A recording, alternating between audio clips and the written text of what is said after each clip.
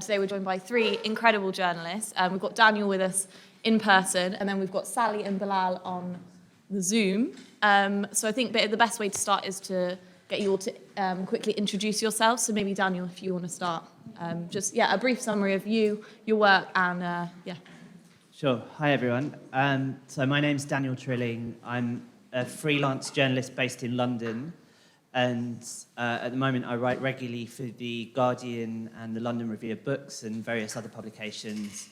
I tend to focus on reporting and commentary on migration and refugee issues, but also sort of the politics of immigration. So I've written a lot about far-right nationalism in the past as well, and still cover that to some extent. And I suppose the most relevant thing is that I'm the author of a book about the experiences of refugees at Europe's borders, which I did the research and reporting for over the years of the sort of the refugee crisis in Europe. And I still continue to write about these kind of issues today. Wonderful, thank you. Bilal, as you're up on our screen, would you like to go next with a brief intro? Thank you for having me. My name is Bilal Salwari. I'm an Afghan journalist. I've worked in Afghanistan since 2001 until I was forced to leave Kabul on August the 22nd when the Taliban took over. I've covered Afghanistan. I don't have any particular expertise in migration issues, but I have covered the dangerous journeys of Afghans trying to leave Afghanistan for, Europe, for Iran, for Turkey. So I would love to contribute anything that I can. Thank you for having me again. Thank you, Bilal. And Sally, if you'd like to introduce yourself. Hi, my name is Sally Hayden. I'm not sure how good. Oh. It is, so hopefully you can hear me. I'm currently in Kenya. Oh, I think we've got you back. Go for it.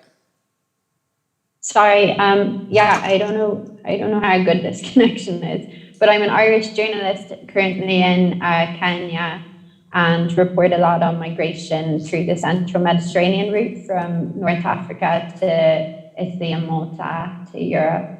And I wrote a book which is going out at the end of this month called My Fourth Time We Drowned, which looks at that route specifically. I'm going to try and swap onto my phone hotspot because maybe that's going to be better.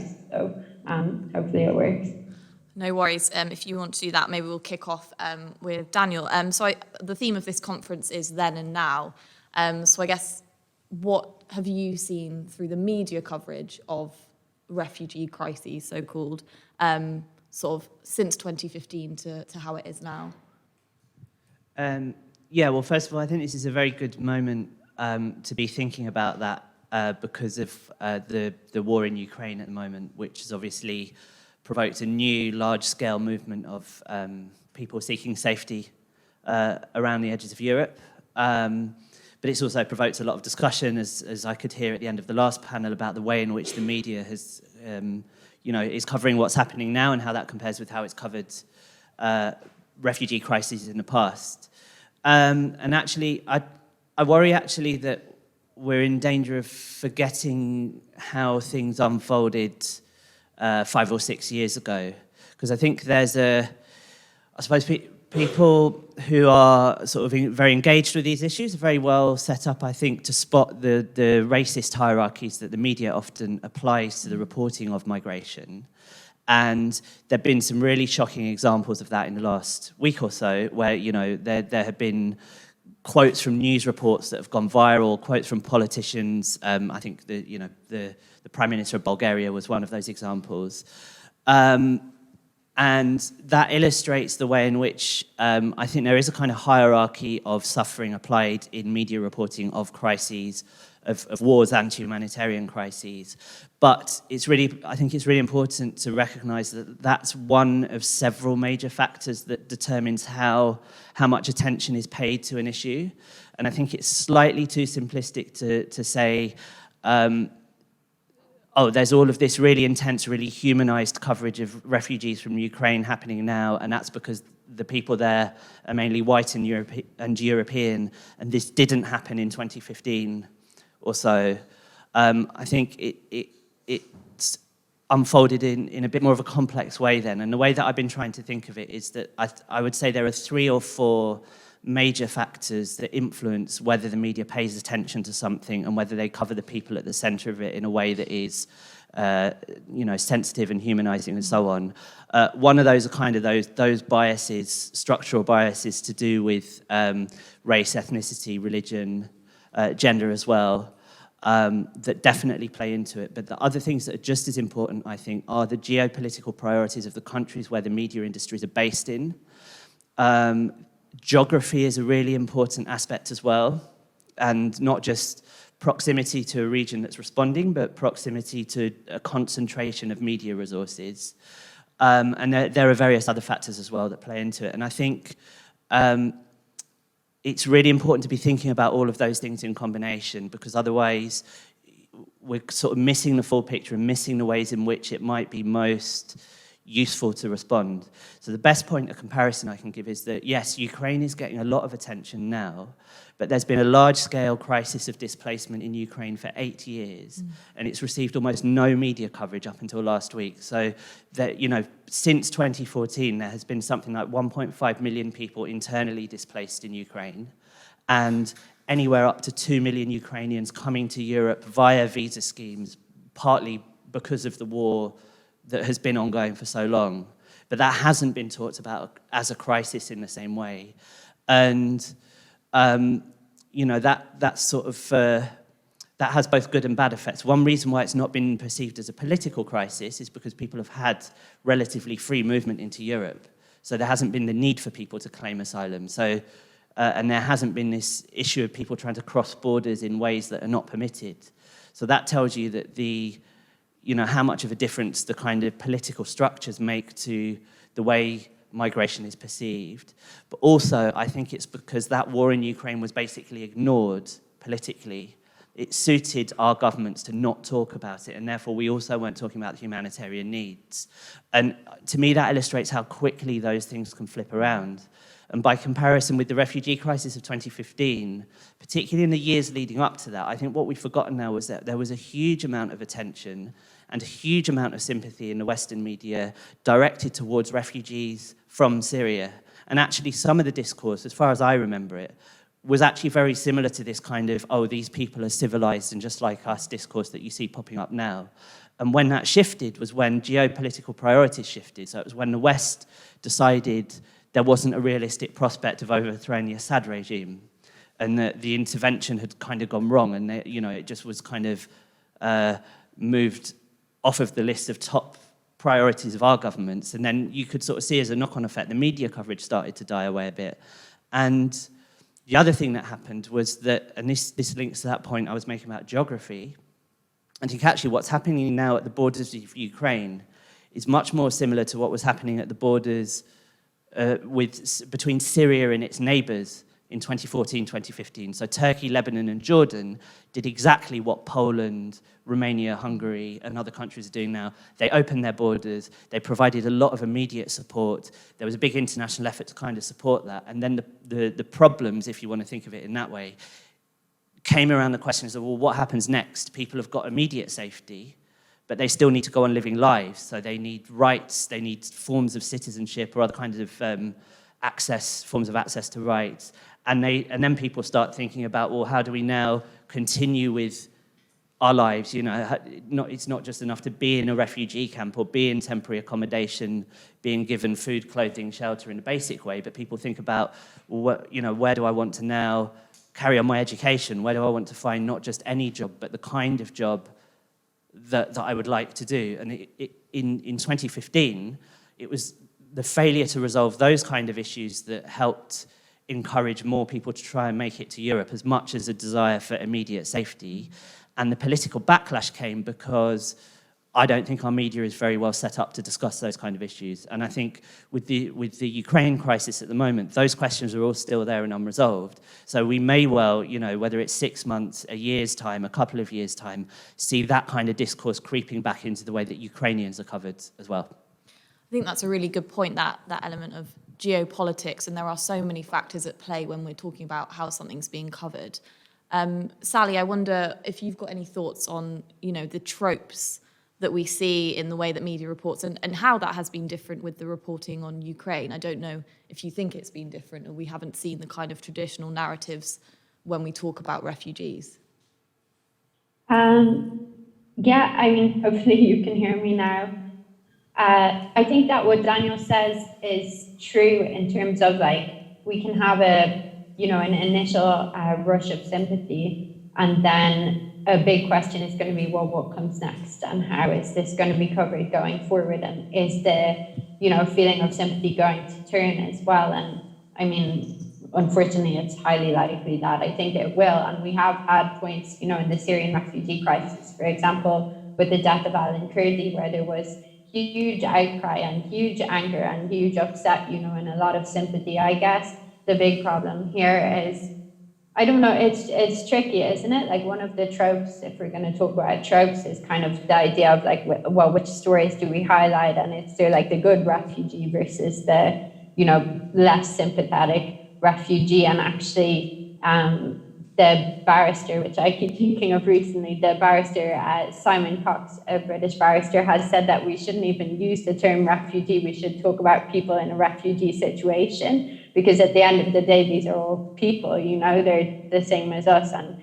they're complex, and we can't just kind of, I don't know. Of course, that's the way that news coverage works. It has to be short, it has to get the points across, but in terms of a longer, a greater understanding, I don't know if I'm totally making sense, but we need to understand that exactly these are people. They want to live their lives. They want to be able to recover from the situation that they're in. I would say that one thing that I've been noticing recently is, we talk about which refugees are we more sympathetic towards, and this whole idea of is it an issue of racism? I do think that African refugees tend to be on the bottom of the pile in terms of the ones that are getting sympathy.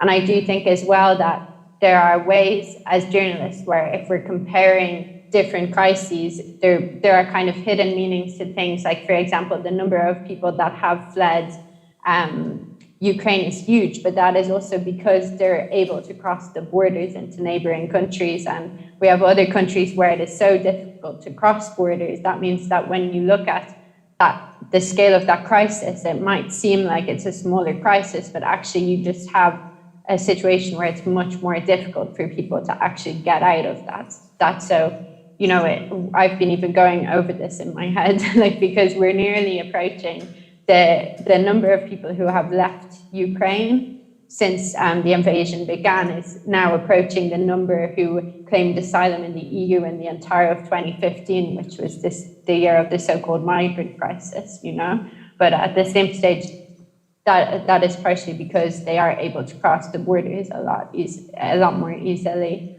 But yeah, it's a big question. It's a huge question, and I don't think we're going to get to the bottom of all of it, even in this panel.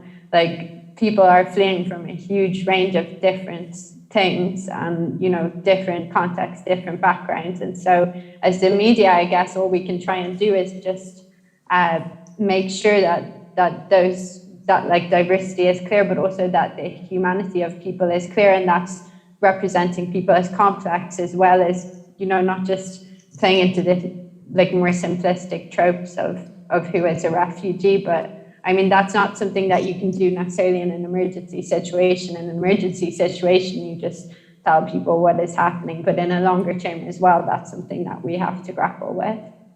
Completely. So you speak about this humanization element, and I wonder, Bilal, maybe you could speak a bit to this about how do we go about humanizing people and maintain them as people and not just victims.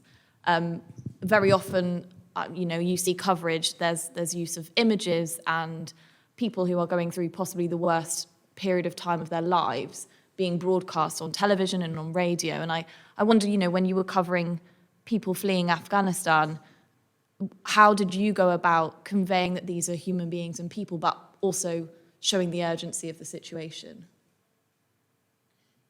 Thank you. I think one of the major problems with Afghanistan was that the Western media and our colleagues, they left when international troops left, whether you spoke about the American troops or British troops or other NATO troops. And Afghanistan was sort of facing that period of isolation in 2014 and onwards.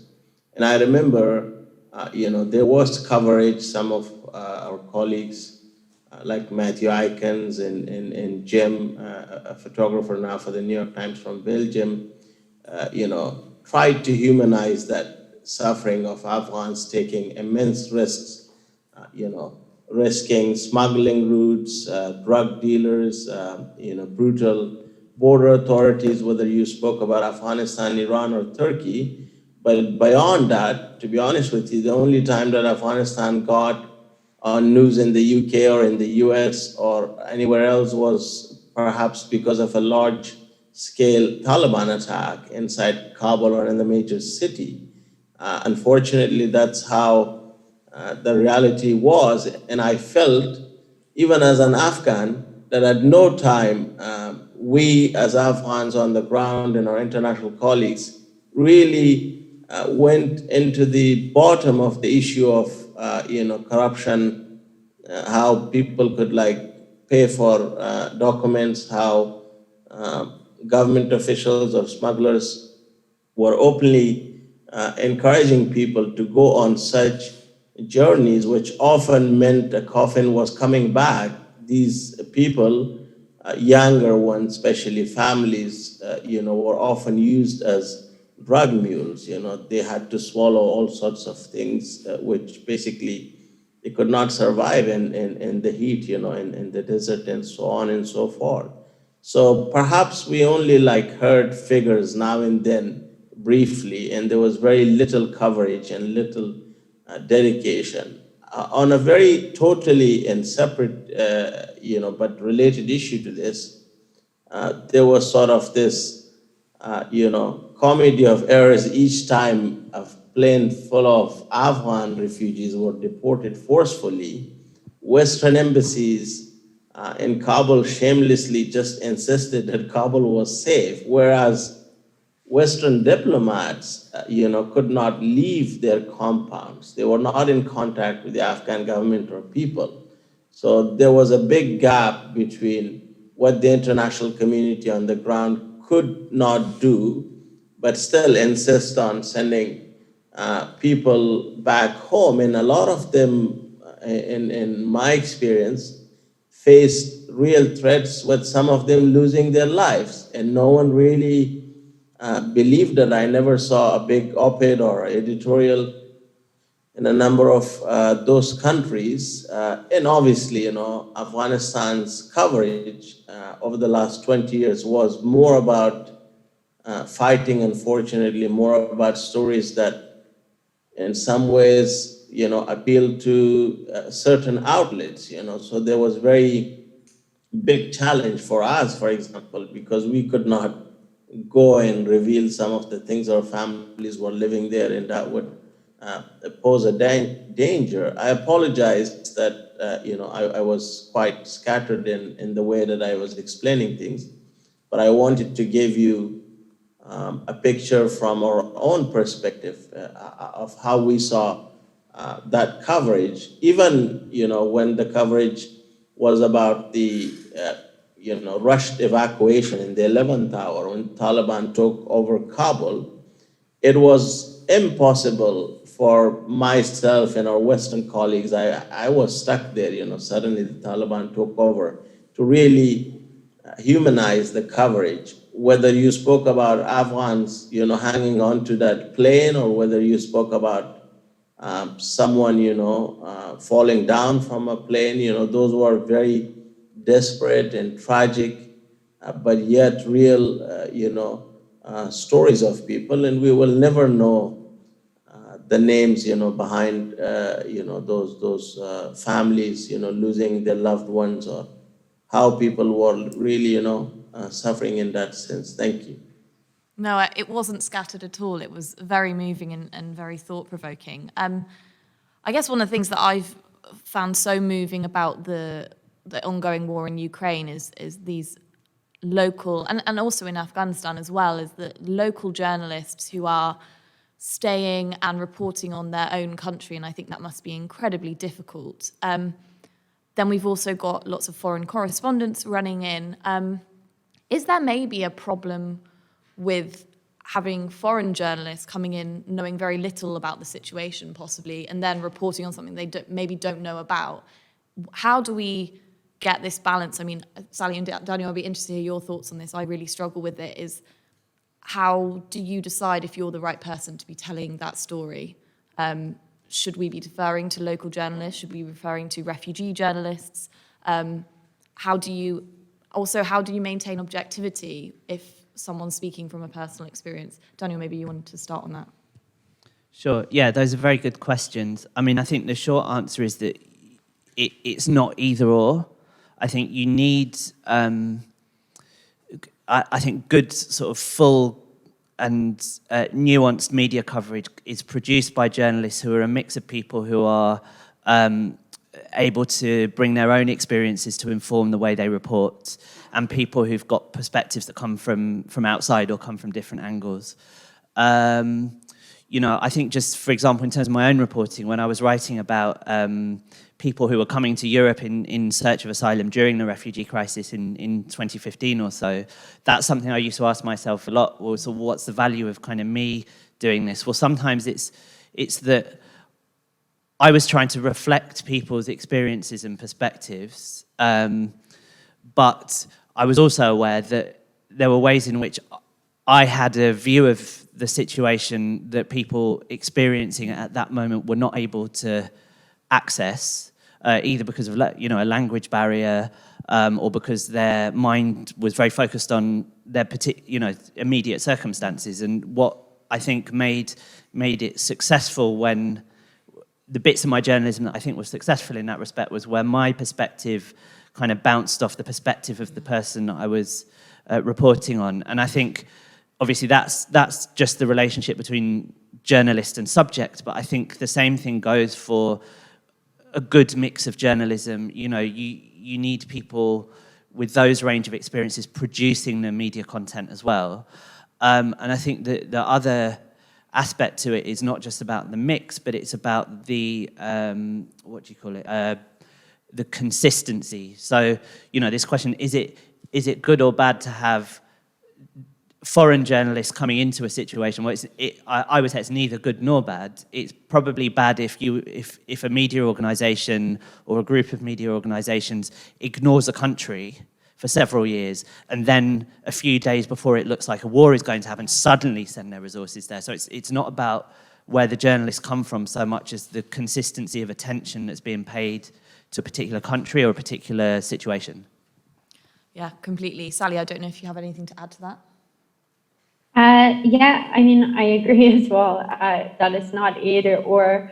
I think that as a journalist, you do have to look at where you can add value. And I personally anyway, believe in not that you question yourself, you question like, am I the right person to report this, or should I be reporting this? Am I adding something to this? I do think that, like, for me, I've collaborated with refugee journalists to do reporting, or former refugee journalists, where that is the best way to tell the story, and where we both are bringing something to be able to report it well. I would say that, like, for me, I don't know, it's tricky, because when we speak about refugee issues, for me, it's not just a problem or a story of the people where the refugees are coming from. Like, I think that this is also a European story, and for me, I report a lot on, the European Union's response to people arriving in Europe, or even like the, UN organizations, which are, largely wise in a lot of cases. There's a lot of white people who are in control of them. And so I do think that as Europeans or even as white journalists, we have a certain type of access or a certain type of insight on this that is also important, because actually like the EU is responsible for kind of, essentially perpetrating like huge crimes against humanity in Libya, for example, where they're supporting the Libyan Coast Guard to intercept refugees who then get sent back to Libyan migrant detention centres indefinitely. So I don't think that we can say this is not a European story. This is a European story. I also think that as a foreigner, sometimes you actually can be a lot more trusted by sources. For example, when I was reporting on Libya, and I've been in touch a lot with refugees who are in migrant detention centres, they would say that the reason that they're willing to speak to me is actually because I'm not in the country. I don't have an involvement with people in the country. I'm so far away that I'm not going to, they see me as being more objective because I don't have an involvement, whereas they're quite wary about speaking to someone either from their country who may have a political allegiance, or who is just somehow enmeshed in the situation or in potentially even more danger at the time. It's a tricky question, and it is, it's something. And also, I think, when we have this discussion, it's not just about the reporters. That's the other thing that I'd say, we need more diversity within the news organizations throughout the organization. So we also need more editors who are from different backgrounds, and more people who are involved in different levels, because it shouldn't just be even the reporters. I speak to, refugees or former refugees who say they don't want to report on refugee issues. They shouldn't be forced to make that only their topic, and that can also be a different type of discrimination in a strange way. So ideally we have, I don't know if that answers very well, but I think we need to do better, but also there is a balance.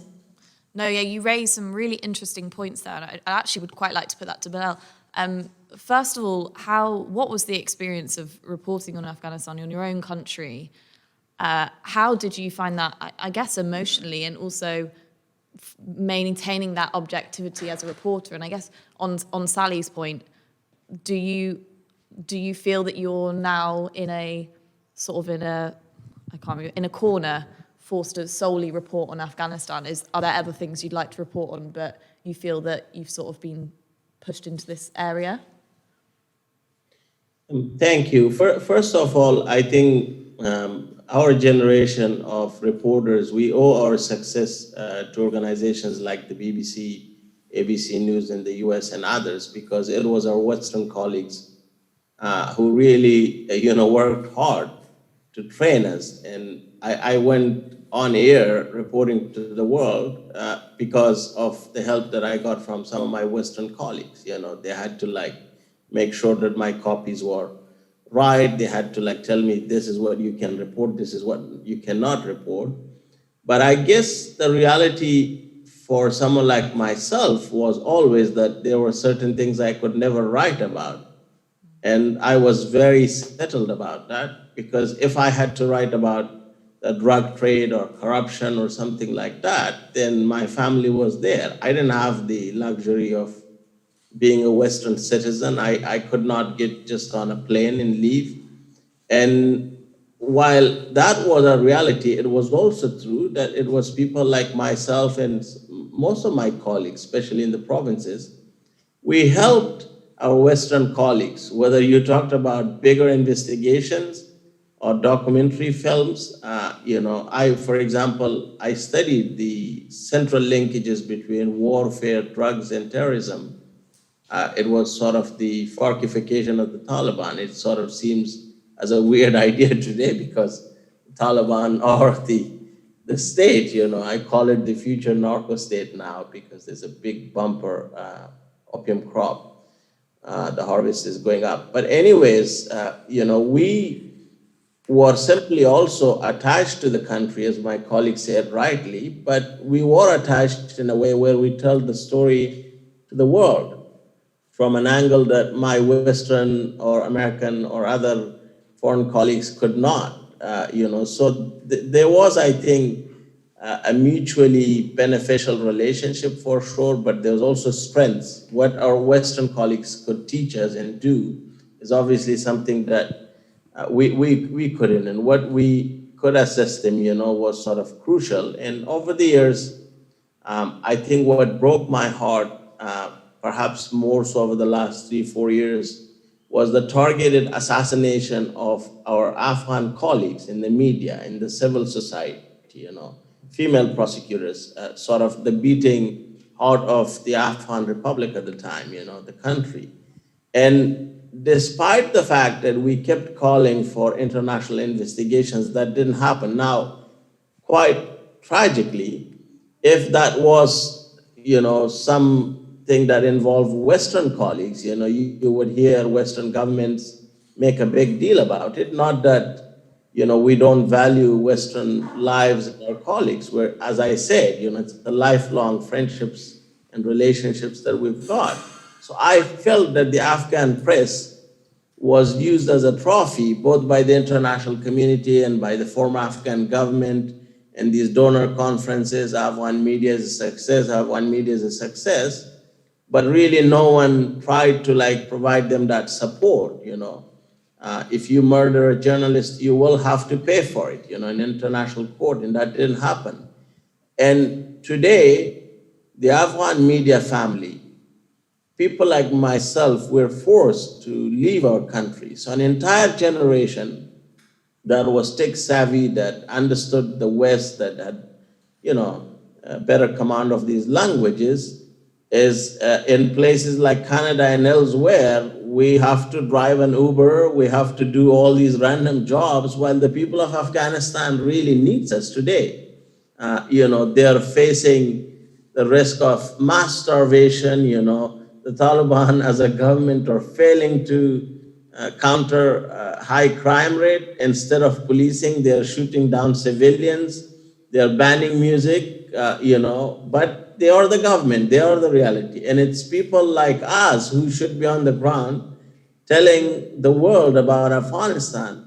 But quite tragically, we're not. And some of our Western colleagues, have got the access for the time being, which I'm afraid will not be there, because the Taliban are very jealously guarding the narrative. They do not like, anything to go against their own narrative, and it's only a matter of time before they say, thank you very much, you cannot actually come on to Afghanistan and report, because that's how it will be. And I think that, just as a reality, is a tragedy, because here's a capable generation of Afghan women, especially our colleagues, who could basically tell the story of the Afghan women in Afghanistan better than I can as a man. And we're forced, we're all over the world, we're scattered. And this, to me, is a waste of talent in the long run, because we should be back in our country telling the story. And I think the world, and our Western colleagues in particular, they need to hold the Taliban accountable to whatever they're doing. It just cannot be about a burqa, it cannot be about a turban anymore. We need to delve deeper and hold the Taliban accountable as the new rulers, not the insurgency that they were anymore. Thank you. No, thank you for that. That was really important, I think, for us all to hear.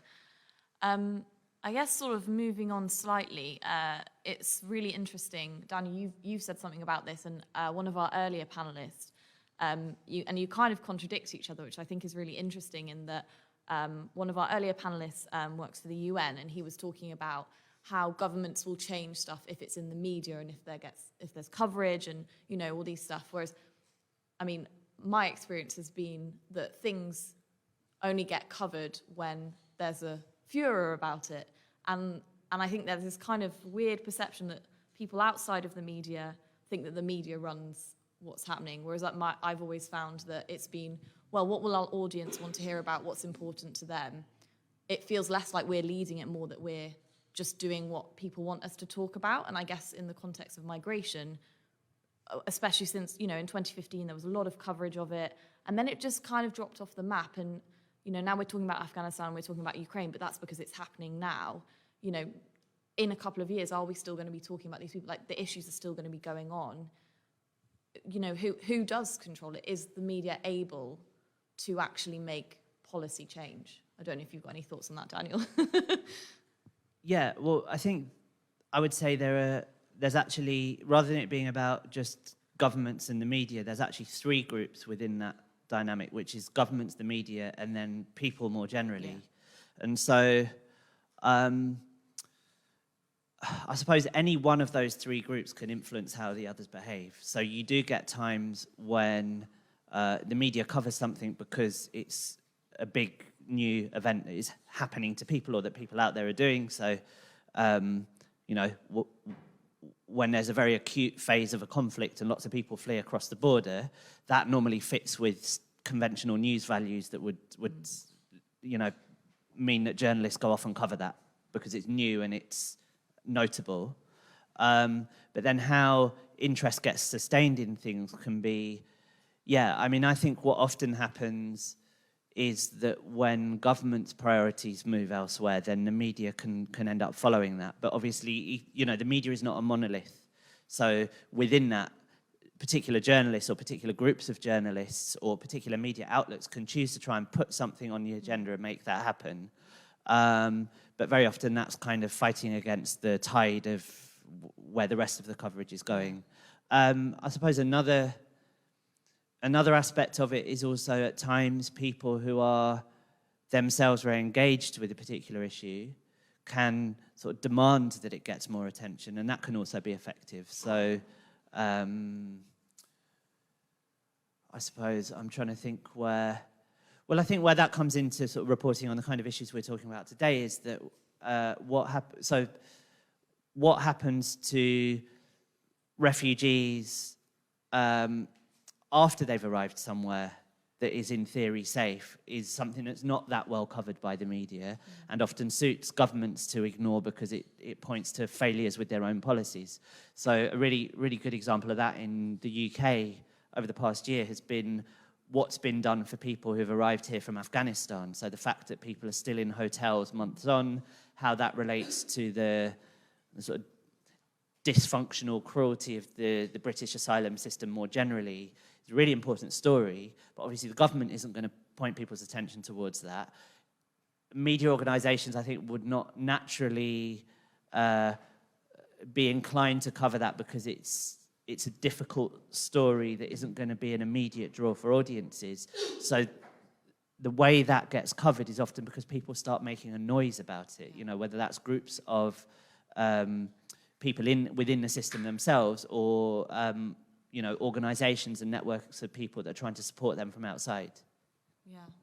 And I guess the four of us here all obviously deeply care about these issues, but we also have a responsibility to report the facts. And I guess my personal struggle, let's make it all about me, has been reconciling my activist views and my beliefs that certain things need to be done in order to make the world better, with also recognising my role as a journalist is not to try and convince people of my own opinion. It's to present them with the facts and they can do with that what they will. And I hope that then when they're presented with those facts, they'll recognise what I believe to be the right idea.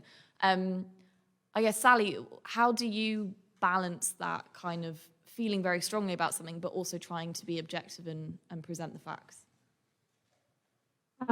I personally would not describe myself as an activist at all. Like, I don't, for any particular policy point of view, people ask me what I think should be done. I don't have the answers, but I see my role as being that I report particularly on the consequences of what policies are. And I think that everybody needs to be aware of that. And I think that that's a journalistic objective, that we make sure that people are aware of what is happening. But I've been asked a few times, will I not just say that I'm for all open borders? And my personal opinion, both is irrelevant, but also I don't know what the answer is. I do think that, yeah, as a journalist, you can still be very committed to something. I'm referring to what you were saying before that. I mean, one reason that I've stayed freelance since 2016 is so I can report on migration issues, because it's not something that I would necessarily be able to do, or I definitely wouldn't be able to do to the extent that I do if I had a staff job. And so, again, like Daniel said, I don't think you can paint the media as monoliths. I think that a lot of us, we make decisions based on what we want to focus on, and we are open to doing those stories, and we're open to people getting in touch and saying, this hasn't been reported on. Like, in terms of what gets covered, I mean, a lot of that does come down to who gets in touch with you as a journalist, what information you have access to. And I also have people who have positions of power, you know, in governments or in large UN agencies, for example, getting in touch with me and asking me to report on things because they say that media coverage can help them advocate for something. And yeah, it's all kind of combined in a strange way, but I don't know if that answers the question, but I do think that you can't just say that the media doesn't care about migration, but the media is made up of a lot of different people and a lot of individuals, and there are, you know, freelancers as well who are kind of giving their all. But yeah, a lot of things need to come together. We need the interest from the editors. We also need the interest from the public, which gets ignored a lot. Like, the more people who read a story or share a story, the more likely it is to be commissioned something else on the same topic. And so there's a lot of blame placed on the media for not covering something, but then you won't have people reading that or sharing it. And so, yeah, I think that people watching this, they also need to be aware that when they read the news or share the news or watch something, that actually is helping us as journalists to be able to continue our coverage and convince our editors that it's important. That is an entirely excellent point, and actually what I wanted to end on before we go to a couple of questions was, you know, what can people, not everyone here is a journalist, but a lot of us all consume the news and consume journalism. How can consumers best support those stories and be a useful force? Maybe Bilal, do you want to start with that one? That is a tough question that you're asking me. Obviously, in my experience, we live in a world where the standard attention span is like probably 6 seconds with Twitter and social media. So there's a lot of information coming in and there's disinformation coming in. And it's sort of very, very challenging, as we saw in Afghanistan over the last 2 years.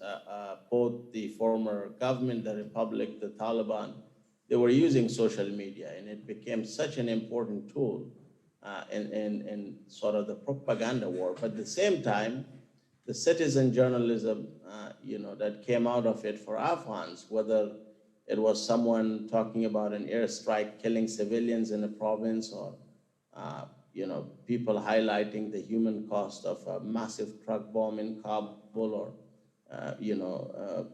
the plight of a farmer, or the corruption story of a truck driver with a cop.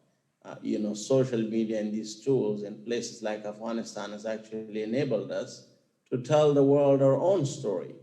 The citizen journalism is really big, and this is a reality, in my view, that the Taliban are struggling to cope with. If you look at the brave Afghan women who've come out on the streets of Kabul simply demanding their right to be allowed to work, to basically appear in media, it would not be possible for the world to see those images and videos had it not been for social media and smartphones. So I call them these smart tools.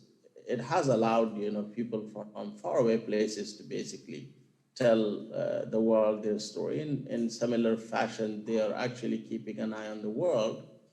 But how do you process too much information? How do you basically make sure that it's accurate? I think this is a question for someone more of an expert, because I was deliberately tricked a few times in Kabul, where, the footage, for example, that I shared once or twice was from a video game. Another time I remember I was in Kabul still, the Taliban had taken over, and there was this Black Hawk helicopter that was being flown by a friend of mine, an Afghan pilot who was trained in the United Arab Emirates in America, but now he was a Taliban Black Hawk pilot because he was captured by them. And some very famous person in the US, I think she's like a big media star, had posted that the Taliban were hanging someone from the helicopter. And what it was, what the Taliban were hanging one of their own fighters from a rope, they were trying to put a flag. So, you know, it had to be like basically verified eventually because we all got worried what was happening. So those are the real risks, you know, with social media, in my own view. And obviously these are coming from my own experiences. And I would really like to see in the future clear mechanisms and organizations and experts, you know, in place in these media organizations to really tell the public what it's true and what it's not true. Thank you. No, it's a very, very important point, actually, and we're seeing it a lot with the war in Ukraine. So many videos and footage is being posted online, and it's being shared by very important and very well-known people, and actually then turns out to be completely fake. And I think that, yeah, it is really hard to navigate that online and knowing what's true and what's not. Personally, I just wait until the BBC has verified it. Thank you both all so much. It's been such an honour to speak with you and hear your insights. I just wanted to open up if there are any questions anyone wanted to put to our panel, either online or in person. Yeah, go for it. Oh, yeah. There we go. Hi, thank you so much for such an interesting panel. I was just wondering, this is kind of to everyone, but Daniel, you talked about that triangulation of, I think it was the public, and then the media, and then the state. And I was just wondering what you see the role of corporate interests in that. I think like Murdoch owns like 38% of the UK media, including the Sunday Times, the Times, and the Sun, which probably account for much more than 38% of the readership. And there's a reason why stories about Palestine and Kashmir and those sites of occupation don't get as much coverage as, for instance, Ukraine or other bigger media stories. And I think my question is, how do you have democratic media in a world that's dominated by private corporate capitalist interests? Go for it, yeah. All right. Nice, easy question. Yeah, well, no, absolutely. I suppose, yeah, you have those. That division of sort of interest into three doesn't mean that interest within the interests are all the same within those groups either. Obviously, the other thing is that the general public have got lots of different interest groups within them as well. But yeah, with the media, I suppose to answer, I guess where your question ended up was sort of how do you try and change that? Because I think absolutely it is a problem that the media is dominated by large corporate interests that cause problems in two ways. One is that the commercial interests themselves can be very distorting and damaging, because that kind of intensifies, for example, the focus of coverage on things that they think audiences will want rather than maybe what is necessary for people to understand about the world.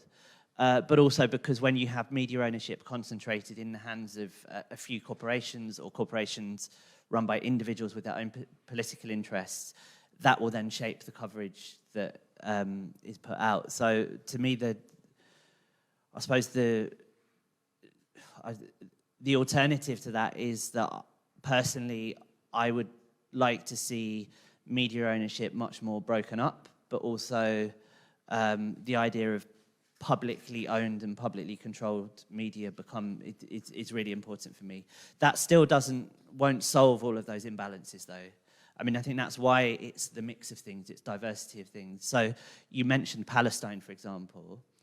You know, even if we had, you know, even publicly controlled media might not accurately report on the situation for Palestinians if it's linked to a government whose priorities are elsewhere, for instance. But I personally saw this as an encouraging sign, what year were we in? Yeah, last year, where actually, because the tools, the tools are now much more distributed, people can use social media to make perspectives visible and voices heard when they're being excluded from larger media organisations. I thought that in May and June, when Israel was bombing Gaza, there was a really noticeable difference in the kind of number and prominence of Palestinian voices that were then part of the conversation about that. Where I think even a couple of years ago that wouldn't have happened. So that's an example of where access to media becoming more diverse, even though some of that might be through social media rather than kind of traditional journalistic organisations, can help correct imbalances. That itself is not a panacea for the reasons that Bilal was talking about in terms of, if everything's more fragmented, then you have questions about, well, how are things verified? What other distortions might lead in there? How can those things be manipulated for disinformation and so on? But in general, I think kind of greater diversity of sort of access and ownership and a stronger emphasis on kind of the idea of a public good in journalism is the way to respond to those problems that you describe. Well, I think that is all we have time for, I'm afraid. Sorry to have taken up so much of the time in the Q&A. I think it was a fascinating point. Obviously, you can find all of our panelists online and 2 very good books available to buy if you're interested in understanding this further. Yes, thank you so much for joining us, especially Bilal and Sally from Kenya and Toronto, I believe. So thank you so much for coming in, and Daniel for coming in person. Yeah, wonderful. Thank you very much. Thank you.